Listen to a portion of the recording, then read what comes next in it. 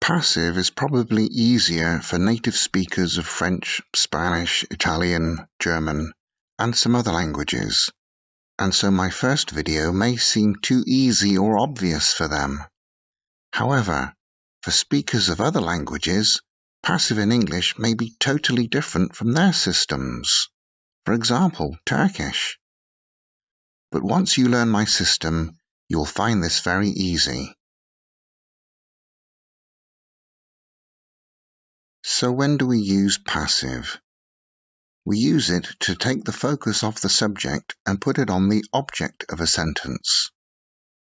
For example, the project has been prepared.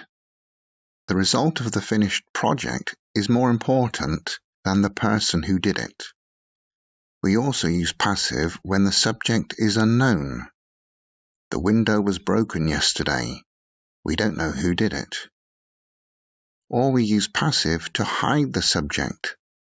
The window was broken yesterday. We know who did it, but we don't want to say.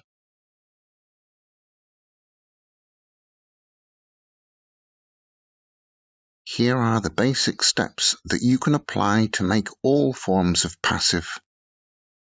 We will use this example. The cafeteria workers serve burgers in the cafeteria. We're going to make this active sentence passive. To do that, first we need to change the object of that sentence into the subject of the passive sentence. What's the object here? It's burgers. We make that the subject of the new sentence. Then we delete the original subject, because we're not going to use that anymore. Then we change the active verb into a form of to be in the same tense. Here the verb is serve in the present simple. So what's the present simple of to be? Am, is, or are. So we write are after burgers because burgers are plural. The next step is we add the past participle of the verb. We have the verb serve. What's the past participle? It's served. Then we write out the rest of the sentence. Burgers are served in the cafeteria. Would you say burgers are served in the cafeteria by cafeteria workers?